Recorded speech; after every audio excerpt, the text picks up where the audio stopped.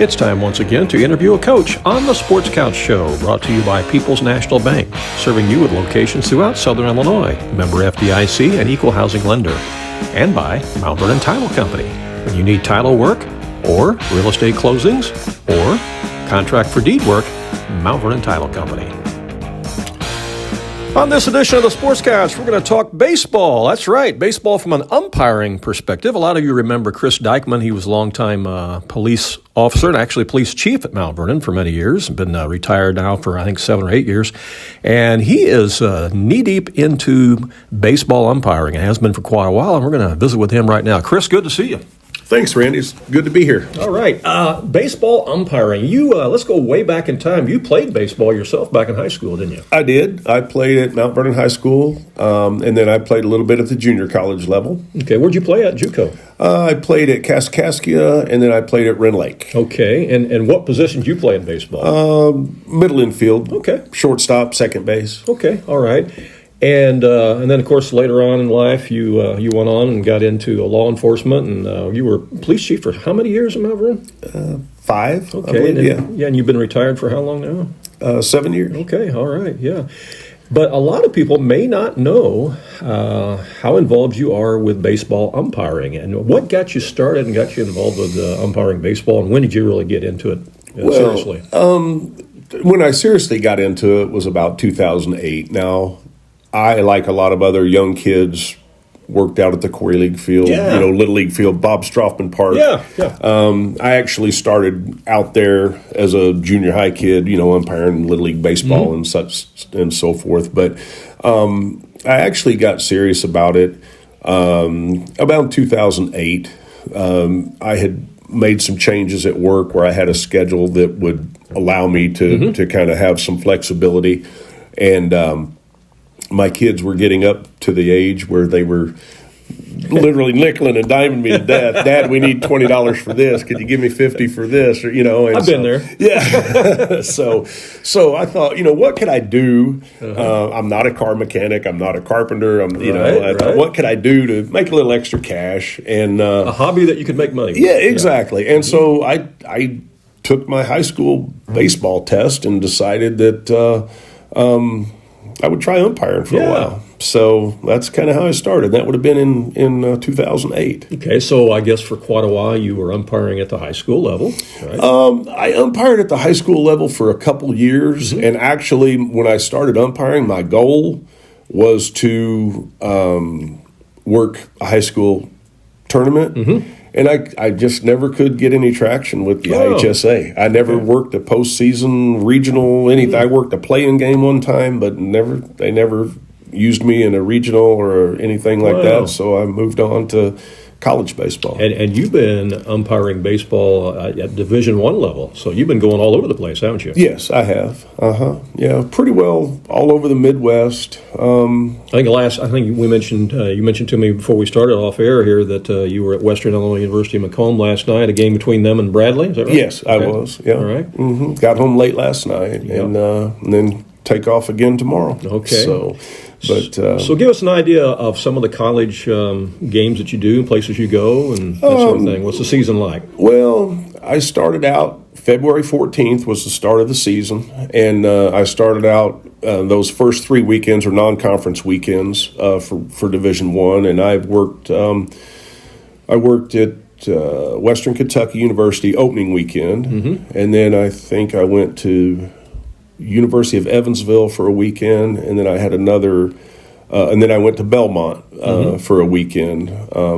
Those last two were Missouri Valley and Western Kentucky's Conference USA. Okay. And then the conference season started, so I was fortunate enough to open up the conference season in Vero Beach, Florida.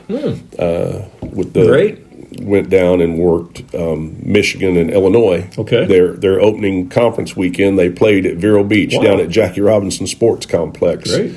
So And then it just, every weekend it's somewhere else. So you get to see some neat venues and get to see a lot of up and coming athletes, then, don't you? Sure. Oh yeah. Get to see a lot of nice places to play baseball and see a lot of good talent, a lot of good kids, and meet a lot of nice people along the way. How many years then have you been at it at the college level? Would you say umpiring? I think I started in college baseball at the Division III level and the junior college level, probably around 2011. Okay. 2010, 2011. Do you prefer to do the plate or the bases, or you do both? Or? I actually like to work the plate. As I get older, it's not as easy on my body, exactly. Right, yeah. But working the plate, it keeps you more in focus with the game. Your mind doesn't wander, right? Because you have to be focused on every pitch. But I like the plate. But it is a nice break to work the bases every once in a while. Yeah. I'm sure that umpiring at the college level is much different than at the high school level. It is. The thing of it is these kids are. I mean, college baseball is a big deal, and there's a lot of money in college baseball now. There, with the NIL stuff, there's a lot of money in all college sports. Right. And so you've got kids that are, potentially draft picks and things of that nature. So it's a little bit different than high school. Yeah, it is. While you've been doing umpiring at the college level, have you had opportunities to also umpire, let's say, in some of the minor leagues and things like that? I have. I worked, I don't know, you probably remember the Southern Illinois Miners. Yes. Okay, they're an independent professional baseball team. They were in the Frontier League, which is an independent league. I worked the Frontier League for probably 12 years, 12 or 13 years. Okay. And then it just got to where it was such a grind anymore through the summer, hot, and I have to have some time off. I have other interests that I have that kind of take some of my time in the summer. So I don't work in the Frontier League anymore. But last summer, I had the opportunity to go down to Springfield, Missouri, and fill in at AA Springfield for the Springfield Redbirds. That was kind of a neat experience. It was neat. Did you see any players there that you knew? Actually, I did.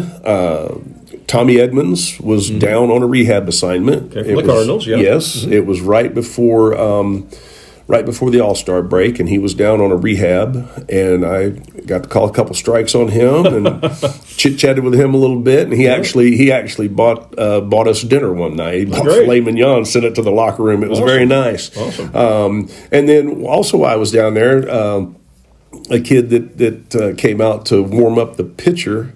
He was a guy that I had in college at Southeast Missouri State by the name of Wade Stouse. He had been up in AAA and was back down at AA for a little bit, and he came out, and it was nice to see a familiar face. It was kind of cool. Yeah. That's neat. Have you had a chance to umpire some games with some players that later on became major leaguers that you say, boy, I remember him back in so-and-so college or whatever? Has that happened to you yet? The only one that, and I never had him in an actual game, but I did work scrimmages at Vanderbilt. We worked some scrimmages in the fall, and I worked a scrimmage when Dansby Swanson was there. Oh yeah, okay. Charlie Leiter and Kumar Rocker. I worked the inter-squad, their black and gold series, their fall scrimmage series, and both of those guys were there. So I've had some players that have made a mark in Major League Baseball. What have been some of your favorite venues to work?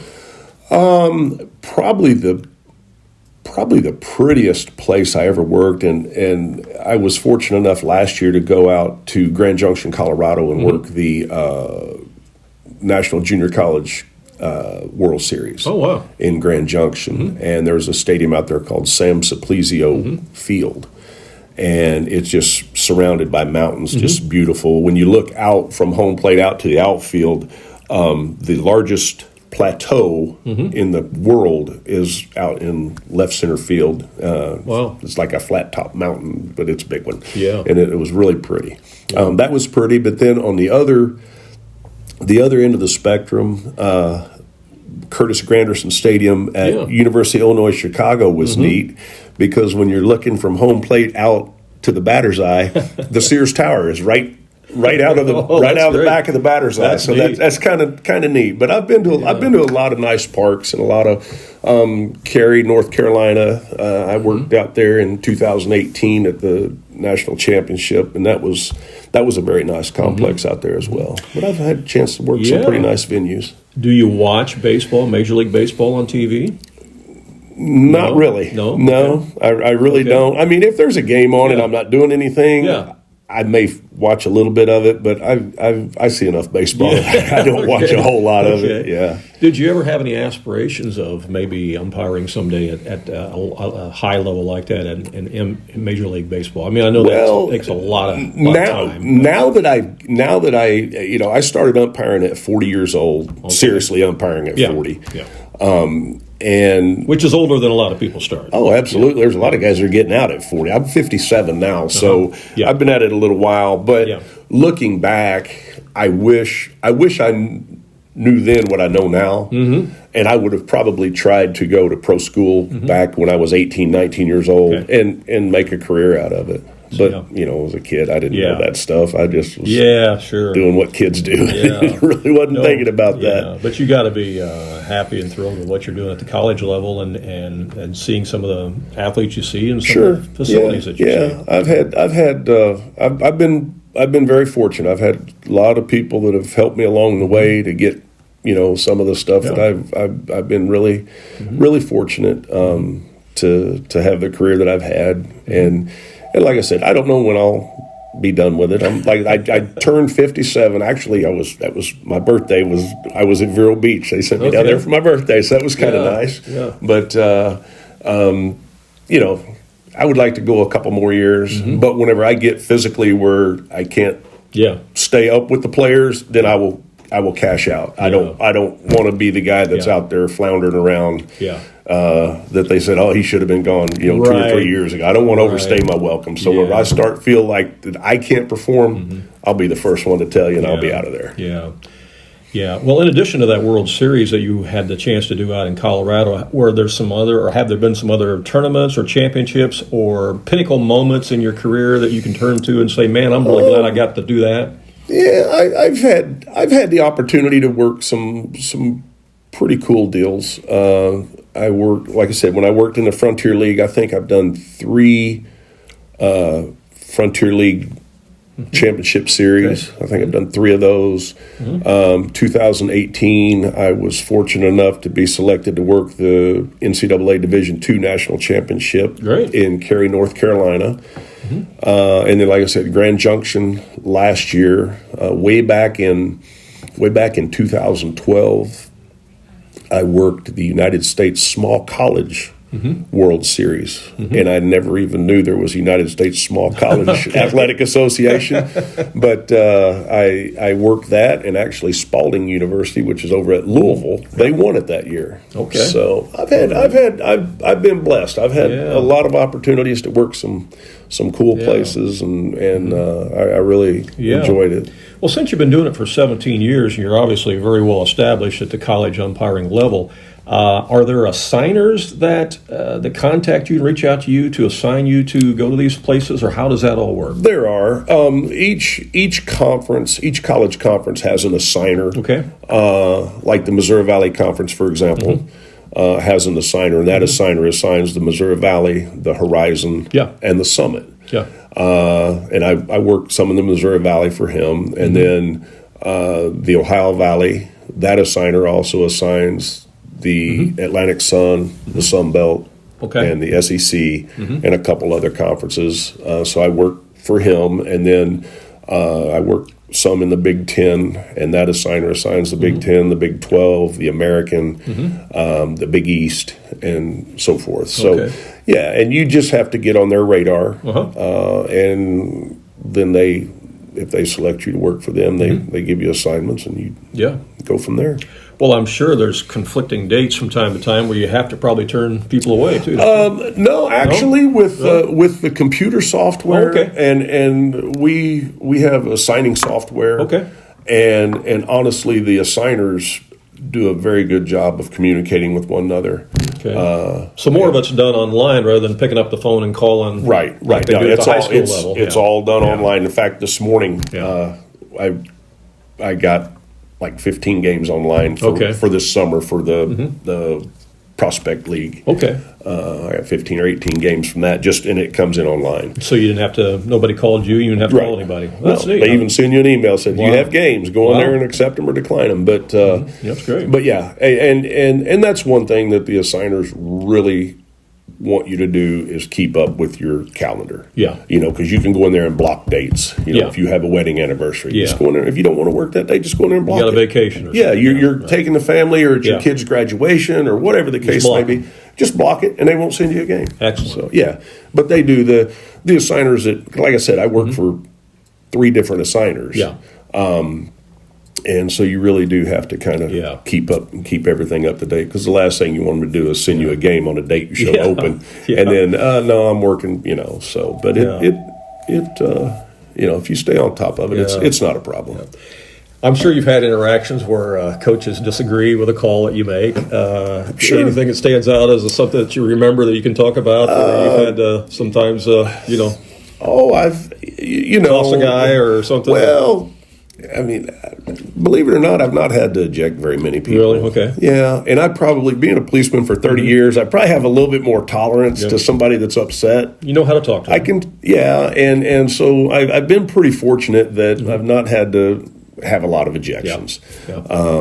And those guys are out there competing for whether it's a conference championship or whatever, and this is these guys' livelihood. I mean, these coaches, it's their job. Yeah.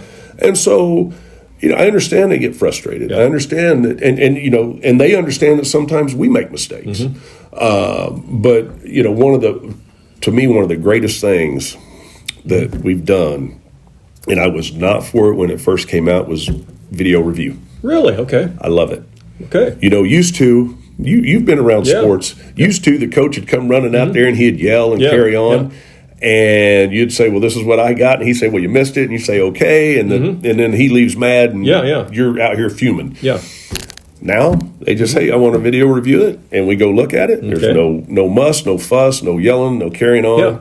And ultimately, we want to get it right. Sure. We want to get it right. Yeah. And so if we miss one and we can go to video review and get it changed and get it right, that's all we want. So are there a certain number of times per game that you do a video review, or how's that work at the college level? Well, in college baseball, each team gets 2 video reviews. Okay. They can use them at any time, and there are certain plays that they can review, and there are certain plays that you can't review. Gotcha. Kind of like football, yeah. Right. But they, if they review, say they have an out safe at first base, and I call him out, and they say, no, I think he's safe, we want to review it. Yeah. So if they review it, and I was correct, they lose their challenge. Got it. Now, if they review it, and I was wrong, and they were correct, they retain that challenge, so they can still have, they can lose 2. They can lose two challenges, but if as long as they're right, they keep going. Yeah. And honestly, it has. I think it's probably brought the number of ejections down tremendously across the country. Because you can get things right. Sure. Which is all we want, and that's all they want. Let's just get it right. Yeah.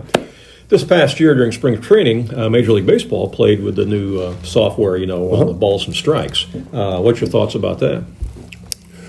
Well, I think at the college level and at the junior college level, there's such a cost factor involved. Okay. And with college baseball and college sports in general, with the NIL money, I mean, a lot of these universities aren't going to go for something like that. But I personally, I like the human factor. Yeah. Now, with that being said, that we do have, most of the schools that we work at have TrackMan, which is the square box. Right. Now, it doesn't automatically call the pitch for you, but at the end of the game, we can get a report. Okay. And it shows what we look like. So you can review yourself. Yes. Okay. Yeah. Wow. Yeah. You can review yourself. They give you a computer printout, and it has your score, and then your and you can see where your weak spots are, or where you're hey, I'm missing pitches in the bottom left hand corner of the zone.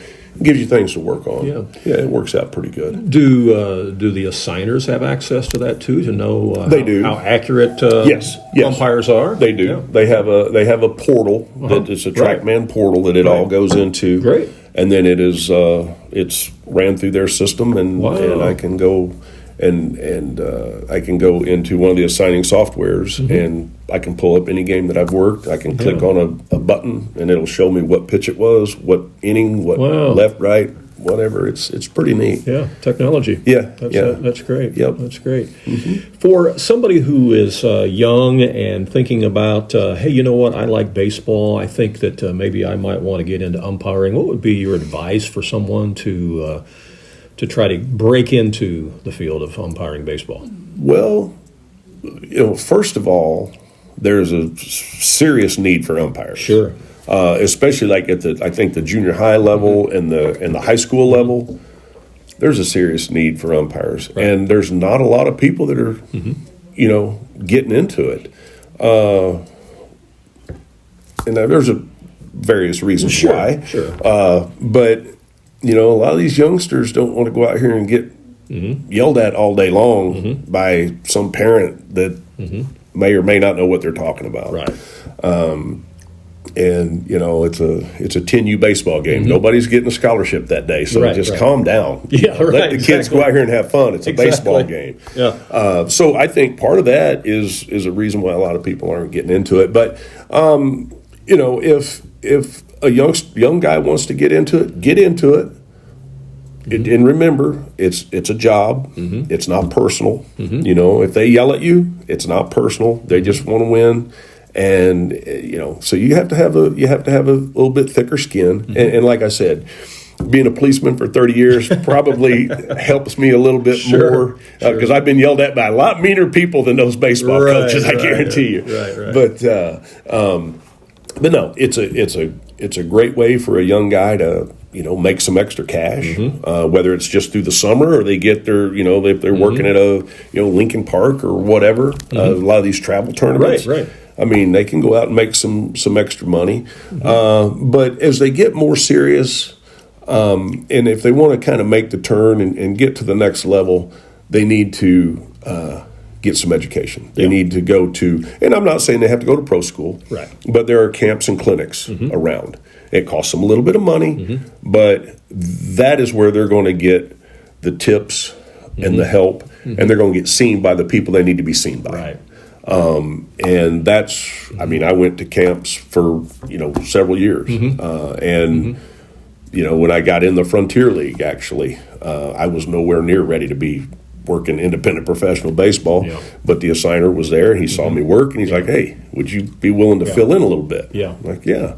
Well, then that just stemmed into 12 years or 13 years with the league. Right. So, but yeah, education and getting to camps and clinics is a big plus. You're right. There is a real shortage, though, of I know basketball referees. There's a shortage, baseball umpires, you name it.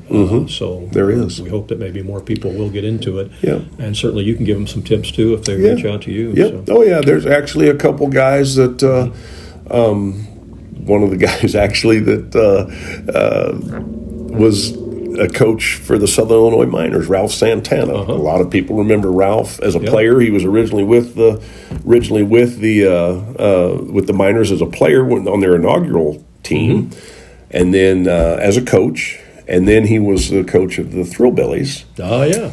And now Ralph is actually a high school umpire and umpires at the junior college level. Good for him. Yeah. Good for him. So well, that's great. Ralph and I have had we've had our moments as a umpire and a coach, but yeah, he's an umpire now. And I actually talked to him the other day and he really enjoys it. That's awesome. He really enjoys it. Yeah. So these assigners that assign you to umpire at these college games and stuff, do they do that as a crew or are they independently, assigning you and so you're working with somebody different all the time? You work with somebody different all the time. All right. Yeah, you do. Because like I said, I work for 3 assigners. Yes. And most of the other guys work for 2 or 3. Got it. And so, yeah, you work with, now, most of the guys you work with, you've worked with before. Yeah. But one of the guys I worked with yesterday, I never met the guy before. He was Gotcha. from Chicago, but we worked a game, spent some time in the locker room together, and we leave as friends. You know what I mean? Yeah. And that's the neat thing about it. You can meet up with somebody that's a total stranger, and then you work with them all weekend and go to dinner with them and so forth, and you you leave the weekend with a brand new friendship. Exactly. And it's real. I've met a lot of really nice folks. I bet you have. Through umpiring. It's really cool. Yeah. Earlier in our conversation, you were talking about having thick skin as an umpire. Talk a little bit about that. I assume you have to just blot out the crowd and the people who are catcalling you and stuff, right? You do, and a lot of times, one of the other umpires may hear something from the dugout that I don't hear. Right. And like I said, I kind of turn a deaf ear to it. I try to stay focused on the pitch, on the what's in front of me, right. And I try not to worry about what's off to the side of me. But every once in a while, they'll yell it loud enough where you can hear it. Yeah. And there's kind of a little bit of an unwritten rule that we use: ignore, acknowledge, warn, and then eject. Gotcha. So if they holler the first time, that pitch is down, you just let it go. Okay. And then if they holler it again, hey, I heard you. I heard you. Okay. And then if they want to continue, then you give them the warning. And then once they've been warned, if they continue, then they eject. So the first time we ignore it, and then we acknowledge it, and then we warn them. So they're really getting 4 chances. Right, yeah. They're really getting 4 chances before they've got to go. But that doesn't, that's not the norm. Right. We're not running people every day over balls and strikes and stuff like that. And like I said, with the addition of video review, that has really cut down down on the number of ejections. Yeah. Well, since you have this spreadsheet on your computer to where the signers have plugged you into games, do you have some games, some matchups coming up here in the future that you're kind of looking forward to going and doing? That you've looked at and said, wow, I look forward to that game or that matchup. Not really. I've got I think 3 more weekends, but I am not. I don't look at the standings. I just go work the game. Got it. And that way I don't have any preconceived, this team should whoop this team or that team's going to get trounced by this team. I try to leave that out of it. And so I don't even look at the standings. I mean, I was at Iowa here a few weeks ago and I didn't know it, but they were leading the Big Ten at the time. And I don't know, they may still be. I don't know because I don't look, and I just try to go work the game with. I don't care who they're playing, whether it's the worst team, the best team, or whatever.